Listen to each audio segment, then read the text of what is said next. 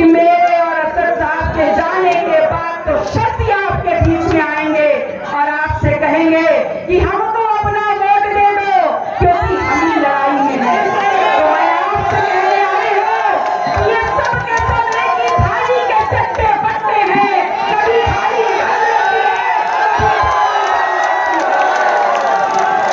और कैसे है एक ही थाली के चट्टे बट्टे।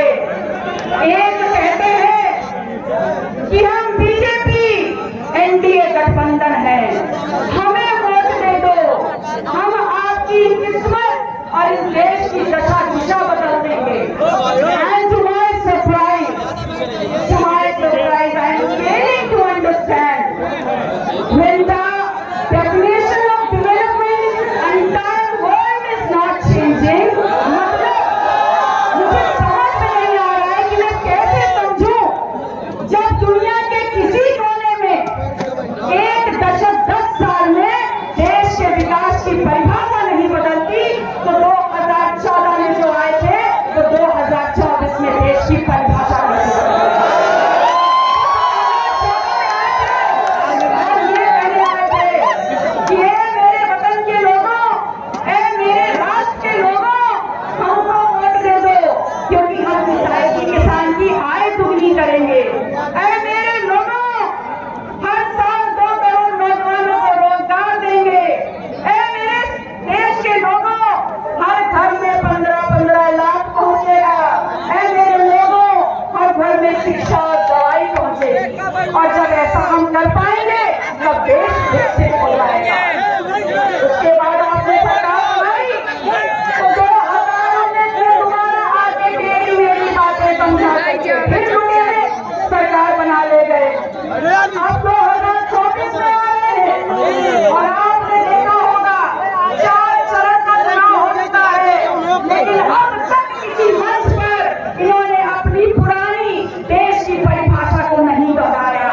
आज ये बोलते हैं कि हमने 4 मंजिला एम्स की इमारतें बना दी। अरे जनाब, हमको मुर्दा इमारतों की नहीं, जिंदा अस्पतालों की जरूरत है। बना दी, स्मार्ट सिटी बना दिए, एक्सप्रेस वे बना दिए।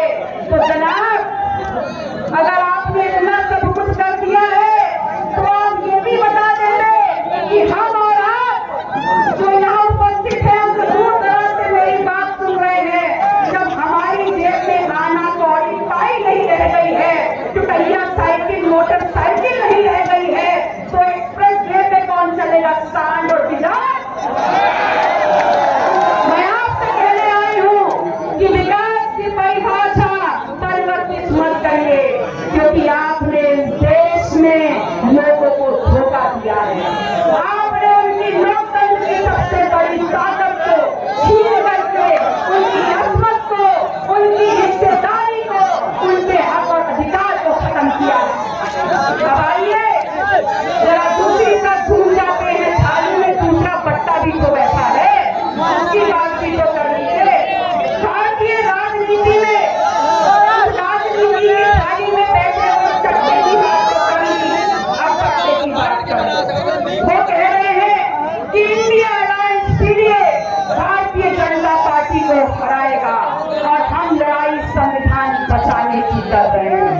अच्छा, आप भारतीय जनता पार्टी को हराएंगे और आप पिछड़ा दलित मुसलमान की लड़ाई लड़ रहे हैं, संविधान को बचाने की लड़ाई लड़ रहे हैं। तो आपसे सवाल पूछती हूँ कि ये कहाँ थे पिछड़ा दलित मुसलमान को बचाने वाले, जब पिछड़ा लखनऊ की धरती पर 69,000 शिक्षक भर्ती के घोटाले में छात्र कूटा जा रहा था, तब कहाँ थे?